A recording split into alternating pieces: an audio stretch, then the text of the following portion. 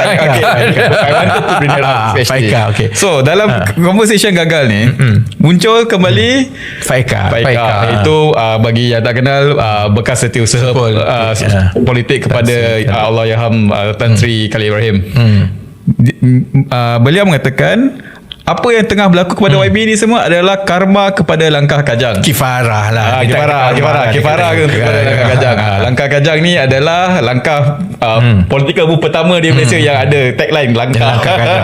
Yang dia terajui oleh YB semasa YB adalah strategis PKR. Apa YB punya komen pasal tu? Ini adalah kifarah apa yang berlaku kepada Tan Sri Khalid Ibrahim sekarang berlaku kepada YB. You know, this sebenarnya saya tak tahulah, different people have different view pasal Islam agama ni kan. Saya ingat that was in 1992 93 macam itulah. Masa tu arwah Dr. Harun Din. Masa tu zaman-zaman forum perdana kan. Soalan ditanya kepada Harun Din arwah Harun Din kan, pasal bala. Sebab masa itu kecenderungan masyarakat ialah kalau sesuatu berlaku, ini turun bala lah. Dia sama konsep juga kifarah lah. Kalau sesuatu berlaku, ini kifarah semua kan. Masa tu aku ingat aku tingkatan 4 dan aku ingat sampai sekarang tu hujah daripada Harun Din. Dia kata benda tu tak boleh digunakan sebab bila sesuatu yang buruk tu berlaku, kita dengan mudah menghukum itu bala ke kita kifarah kan. Tapi kalau orang yang jahat itu sampai ke sudah dia tak kena, adakah itu bermakna bahawa Allah berjanji Allah untuk turunkan bala kifarah semua ni bohong semua? Jadi sebagai contohnya kan, kalau you ambil konteks sekarang kan, before I come to kifarah Kajang Mung semua ni kan, sebab I'm sure penonton semua pun ada yang mengaji agama dalam sikit, yang faham pasal kifarah, pasal bala semua ni kan. Kita ambil contoh yang depan mata kita lah, which is Gaza, Palestin dengan Israel. So since 1946 Gaza ni segala jenis kena berlaku seksa, kena dera, kena bunuh. Adakah itu bermakna itu kifarah dan bala kepada orang Palestin kan? Because at the end of the day, soal bala kifarah ini ialah the realm of God, it's not us kan. Konteks bala kifarah ini dalam Islam ialah supaya dia jadi reminder kepada kita bila kita ada kedudukan, kita ada sesuatu kan, supaya kita ingat, jangan kita nanyakan orang, kita victimize orang, nanti dapat kifarah. Sama juga kalau kita dapat kemewahan, semua ingatan kepada kita, jangan kita buat apa-apa sebab kesenangan itu juga satu ujian. Ada, it's istidraj kepada kita kan. Dia bukan untuk digunakan untuk justify perkara ikut kepala otak kita macam Faikah buat. Because kalau you turn the argument macam arwah Dr. Harudin buat, teruk tau implication dia. Contohnya kan, dalam pertembungan politik langkah Kajang, Tan Sri Khalid turun daripada DMB, kemudian dia langsung tak bertapak lah dalam politik. Kalau orang kata itu kifarah kat dia kan, what you say against one person as kifarah, sebenarnya kalau tengok kepada rekod dari segi pencapaian dunia lah, where a person can go, then antara Tan Sri Khalid contohnya dengan Azmin, contohnya dengan Datuk Seri Anwar, contohnya dengan saya, pencapaian kami dalam politik lagi tinggi lah. Jadi adakah itu bermakna oleh kerana Tan Sri Khalid pengakhiran politik dia tu tak bagus, maka itu kifarah kepada dia? So kepada Faikah lah, before saya jawab kan, nasihat saya kepada Faikah ada beberapa perkara lah. Sebab dia ni selalu tiba-tiba pop keluar and dia akan cerita pasal kifarah semua ni kan.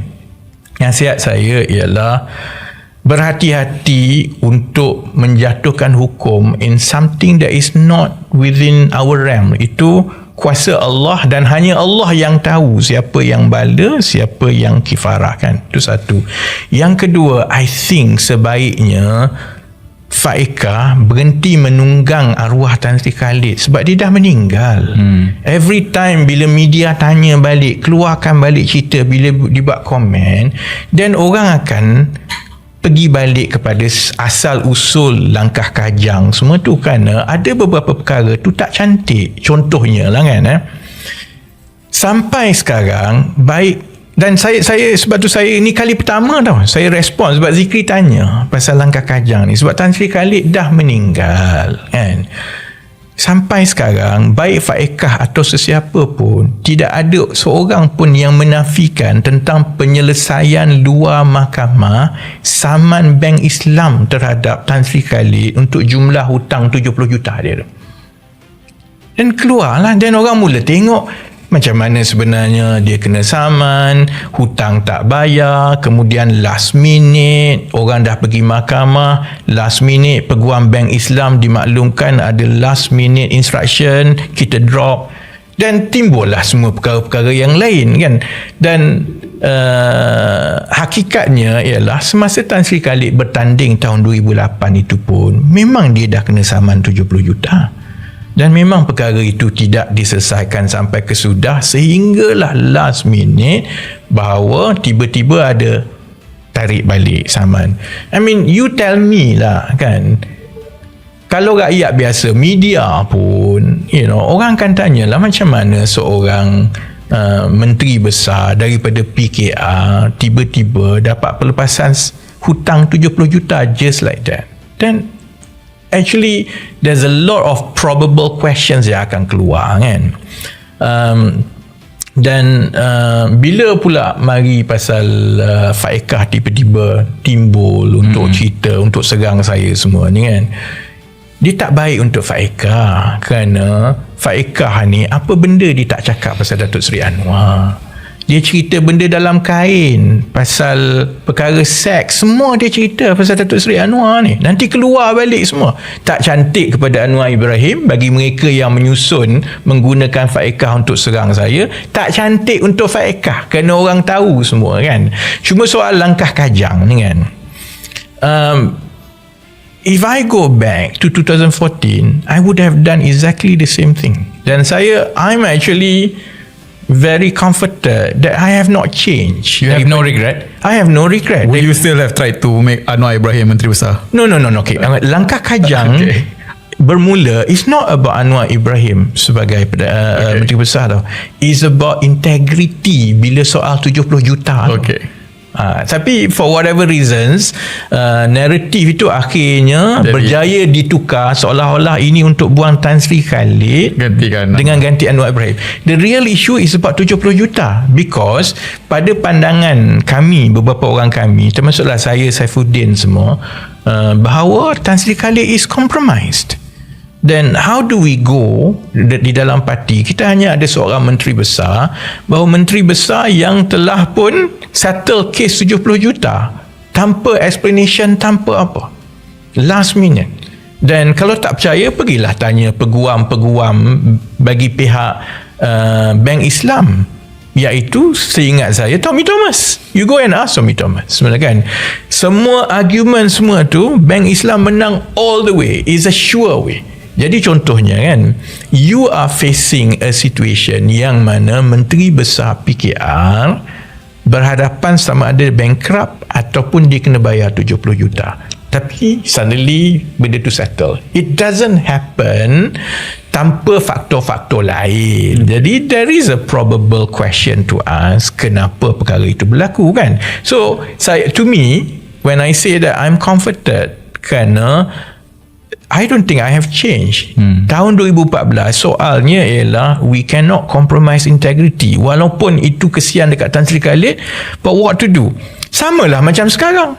Soal Azam Baki ke, soal Anwar Ibrahim, I have to stand up and terpaksa layan semua dengan segala jenis manusia ni, exactly for the same reason. When it comes to the question of integrity seorang pemimpin kanan, you cannot compromise, because the moment you compromise, everything else, dan kita sekarang sedang menyaksikannya lah dengan mafia korporat ni kan, bila ada persoalan pasal integrity Tan Sri Azam Baki, persoalan pasal integrity and collusion dengan PDRM, kemudian keluar nama Menteri R-Ramanan ambil 9.5 juta, kemudian keluar pula cerita pasal Farhaj, orang kanan Datuk Seri Anwar, and dia terbabit pula dengan Victor Chin semua.